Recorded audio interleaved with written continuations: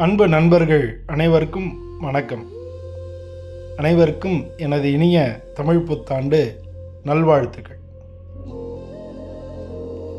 இந்த பராபவ வருஷம் தமிழ் புத்தாண்டு மிதுன ராசி அன்பர்களுக்கு எப்படி இருக்குது அப்படின்னு தான் பார்க்க போகிறோம். இந்த பராபவ வருஷம் ஏப்ரல் 14, 2026 செவ்வாய்க்கிழமை சித்திரை 1ஆம் தேதி சதய நட்சத்திரத்தில் பிறக்குது. மீன ராசிக்காரங்களுக்கு 9ஆம் வீட்டில் இந்த வருஷம் பிறக்குது. மீன ராசிக்காரங்களுக்கு 9ஆம் வீட்டில் இந்த வருஷம் பிறக்கிறதுனால நீண்ட நாள் தடைகள் எல்லாம் நீண்ட நாளாக தடையாக இருக்கக்கூடிய காரியங்கள் எல்லாம் நடக்கக்கூடிய ஒரு வருஷமாக இருக்குது. மனசில் இருக்கக்கூடிய பயங்கள் குழப்பங்கள்லாம் விலகி தைரியமான முக்கியமான முடிவுகள் எடுப்பீங்க. உங்களுடைய ராசிநாதன் புதன் அப்படிங்கிறதுனால உங்களுக்கு பேச்சாற்றல், நல்ல அறிவு இருக்கும். உங்களுடைய தொடர்புகள் எல்லாமே உங்களுக்கு நல்ல ஒரு பலமான விஷயமா இருக்கும். கஷ்ட காலங்கள்லாம் முடிவுக்கு வரக்கூடிய ஆண்டாக இருக்கும். புதிய வாய்ப்புகள், பணவரவு, குடும்ப மகிழ்ச்சி இதெல்லாம் இந்த வருஷம் உங்களுக்கு கிடைக்க போகுது. ஆனால் இந்த வருஷ ஆரம்பத்தில் ஒரு சில பிரச்சனைகளும் இருக்கும். அதெல்லாம் எப்படி சமாளிக்கிறது, இந்த வருஷம் எப்படி இருக்கும் அப்படிங்கிறத முழுமையாக பார்க்க போகிறோம். அதனால் இந்த வீடியோ ஸ்கிப் பண்ணாமல் கடைசி வரைக்கும் பாருங்கள். பொதுவாக மிதுன ராசிக்கு உங்களுடைய ராசினா புதன்றதுனால உங்களுடைய அறிவு நல்லா இருக்கும். நல்லா சுறுசுறுப்பாக இருப்பீங்க. ஒரு கோடு போட்டாலே ரோடு போட்டுருவீங்க. உங்களுடைய தொடர்பெல்லாம் நல்லா இருக்கும். வியாபாரம் இதெல்லாம் குறிக்கக்கூடிய கிரகமாக உங்கள் ராசிநாதன் புதன் பகவான் இருக்கிறதுனால அது மட்டும் இல்லாமல் இந்த பராபவ வருஷம் 9ஆம் வீடுன்றது பாக்கிய ஸ்தானம்னு சொல்லுவோம். அந்த பாக்கியஸ்தானத்தில் வெற்றிகள் தரக்கூடிய பாக்கியஸ்தானத்தை இந்த வருஷம் பிறக்கிறதுனால இந்த வருஷம் உங்களுக்கு நல்ல யோகமான ஒரு வருஷமாக இருக்கும். ஏப்ரல்லேருந்து ஜூன் வரைக்கும் உங்கள் ராசியிலே ஜென்மத்திலேயே குரு பகவான் இருக்கிறது நல்ல ஒரு மன அழுத்தங்கள், மென்டல் ஸ்ட்ரெஸ்ஸாக இருக்கும். காரியங்களில் குழப்பங்கள் இருக்கும். ஏதானும் உடம்புல நோய் இருக்கோ அப்படிங்கிற மாதிரி ஒரு பிரம்ம மாதிரி ஒரு ஒரு ஒரு ஃபீலிங் இருக்கும். உடம்பு எதுவும் சரியில்லையோ, உடம்புல எதுவும் பெரிய பிரச்சனை இருக்கோ அப்படின்ற மாதிரி ஒரு ஃபீலிங் வரும். அதனால் உடற்பயிற்சி செஞ்சிங்கன்னா கொஞ்சம் உற்சாகம் அதிகரிக்கும். ஜூன்லேருந்து அக்டோபர் வரைக்கும் உங்களுடைய 2ஆம் வீட்டில் குரு பகவான் இருக்கிறதுனால பண வரவு நல்லா இருக்கும். பேச்சில் ஒரு கம்பீரம் தெரியும்.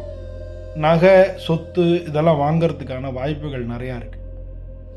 அக்டோபர்லேருந்து அடுத்த வருஷம் ஜனவரி வரைக்கும் உங்களுடைய 3ஆம் வீட்டுக்கு அதிசாரமாக குரு பகவான் போகிறதுனால உங்கள் கூட பிறந்தவங்கனால உதவிகள் கிடைக்கும். ஏதாவது அக்ரிமெண்ட் சைன் பண்ணுறது நடக்கும். சின்ன சின்ன பிரயாணங்கள் உங்களுக்கு லாபகரமாக இருக்கும். சனி பகவான் இந்த வருஷம் ஃபுல்லாக உங்களுடைய தொழில் ஸ்தானத்தில் இருக்கிறதுனால ஏற்கனவே பாதி நம்ம பார்த்து வச்சுருந்த வேலையெல்லாம் நல்லா முழுமையாக முடிக்க முடியும். உங்களுக்கு பொறுப்புகள் அதிகமாக இருக்கும். வேலை அதிகரிக்கும். ஆனால் இது மாதிரி இருக்கிறது தான் ஒரு நீண்ட காலத்துக்கு உங்களுக்கு நன்மையை தரும். டிசம்பர் 5 வரைக்கும் ராகு உங்களோட 9ஆம் வீட்டில் தான் இருக்கிறதுனால வெளி தொடர்புகள், வெளிநாட்டு வாய்ப்பு இதெல்லாம் உங்களுக்கு நல்ல முறையில் பலன் தரும். டிசம்பருக்கு மேலே உங்களுடைய 8ஆம் வீட்டுக்கு வர்றதுனால கொஞ்சம் அமைதியாக இருக்க வேண்டிய ஒரு காலகட்டமாகவும் இருக்குது. மொத்தத்தில் இந்த ஆண்டு தடைகள்லாம் விலகி நல்ல முன்னேற்றம் நிறைந்த ஆண்டாக உங்களுக்கு இருக்கும். தொழில் ரீதியாக இது ஒரு நல்ல சிறப்பான ஆண்டுன்னே சொல்லலாம். வேலை செய்கிறவங்களுக்கு பதவி உயர்வு கிடைக்கும். புதிய பொறுப்புகள் கிடைக்கும். சம்பள உயர்வு வரும். உங்களுடைய திறமை, உங்களுடைய அறிவு இது எல்லாத்துக்கும் கை கொடுக்கும். நீங்கள் சுய தொழில் செய்கிறவங்களா இருந்தாலும் சரி, வியாபாரம், தகவல் தொழில்நுட்பம், அதாவது ஐடியில் இருக்கிறவங்க, அது மாதிரி டெலிஃபோன் அந்த மாதிரி அதில் இருக்கிறவங்க, எழுத்து, ஊடகம், மீடியாவில் இருக்கிறவங்க இவங்களுக்கெல்லாம் ஒரு நல்ல காலமாக இருக்கும். புதிய அக்ரிமெண்ட் சைன் பண்ணுறது, புதிய ஒப்பந்தங்கள்லாம் சைன் பண்ணுறது, வாடிக்கையாளர்கள் உங்களுடைய கஸ்டமர் அதிகரிக்கிறது இதெல்லாமும் உங்களுக்கு நடக்கும். பண விஷயத்தில் ஆரம்பத்தில் செலவு அதிகமாக இருக்கும். ஆனால் ஜூன் மாதத்துக்கு அப்புறம் வருமானம் கூடிடும். உங்களுக்கு வரவேண்டிய பணம்லாம் கைக்கு வரும். அதனால் சொத்து, நகை, வீடு வாங்கக்கூடிய யோகமெல்லாம் வரும். இந்த வருஷ கடைசியில் கொஞ்சம் சேமிப்பு வச்சுக்கிறது ரொம்ப நல்லது. குடும்பத்தில் இருக்கக்கூடிய குழப்பங்கள்லாம் விலகி நல்ல அமைதி, மகிழ்ச்சியெல்லாம் நிறையா நல்லபடியாக இருக்கும். கணவன் மனைவிக்குள்ள ஒற்றுமை அதிகரிக்கும். அம்மா வழி உறவினர்களோடு இருந்த மனக்கசப்பெல்லாம் நீங்கும். கல்யாணம் ஆகாதவங்களுக்கு இது ஒரு நல்ல ஆண்டு. நல்ல வரன் கிடைக்கக்கூடிய வாய்ப்புகள் இருக்குது இந்த வருஷத்தில் மிதுனராசி அன்பர்களுக்கு. உங்களுடைய குழந்தைங்கனால உங்களுக்கு பெருமை கிடைக்கும். அவங்களுடைய கல்வி, மேலே படிக்கிறது, வேலை வாய்ப்பு இதெல்லாம் நல்ல சாதகமாகவே இருக்குது. ஒரு சில பேர் குழந்தை பிறக்காம லேட்டானவங்களுக்கெல்லாம் நல்ல செய்தி இந்த வருஷம் கிடைக்கும். ஆரோக்கியத்தில் ஆரம்பத்தில் கொஞ்சம் கவனம், ஏன்னா ஜென்ம குரு இல்லையா, ஆரம்பத்தில் கொஞ்சம் கவனமாக இருக்கணும். மன அழுத்தம், அதனால் தலைவலி, நரம்பு சம்மந்தப்பட்ட பிரச்சனைகள் வரலாம்.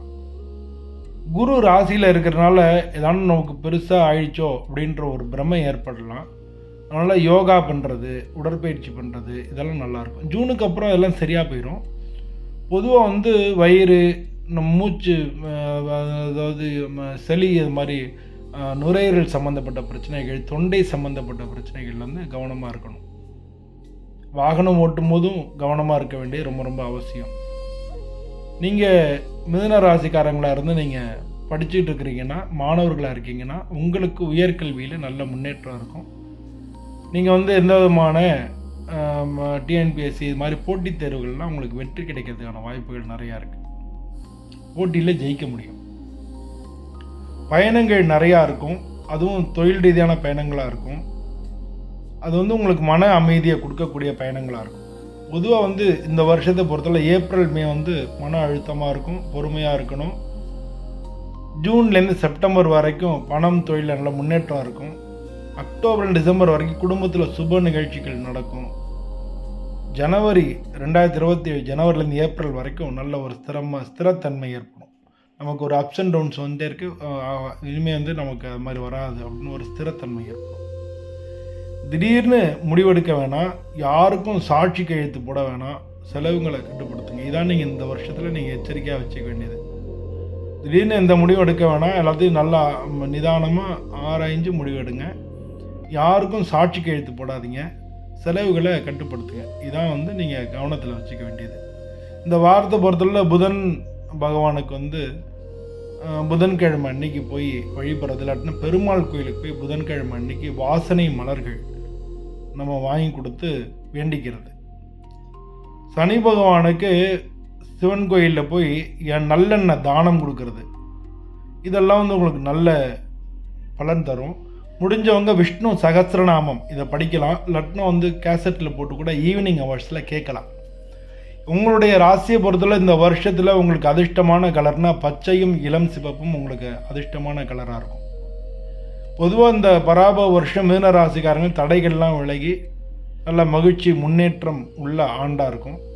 உங்களுடைய அறிவு, வெளியில் நீங்கள் பழகக்கூடிய உங்களுடைய வெளி தொடர்புகளில் இருக்கக்கூடிய உங்களோட திறமை, இதை மட்டும் சரியாக பயன்படுத்தினாலே பெரிய வெற்றிகள் உங்களுக்கு இந்த வருஷம் காத்திருக்கு அப்படின்னு சொல்ல முடியும். இந்த வீடியோ பிடிச்சிருந்ததுன்னா லைக் பண்ணுங்கள், ஷேர் பண்ணுங்கள். உங்களுடைய நட்சத்திரம் மிதுன ராசியில் என்னன்றதை கமெண்ட்டில் சொல்லுங்கள். இதே மாதிரி இன்னொரு வீடியோவில் உங்களை மீண்டும் சந்திக்கிறேன். அனைவருக்கும் நன்றி, வணக்கம்.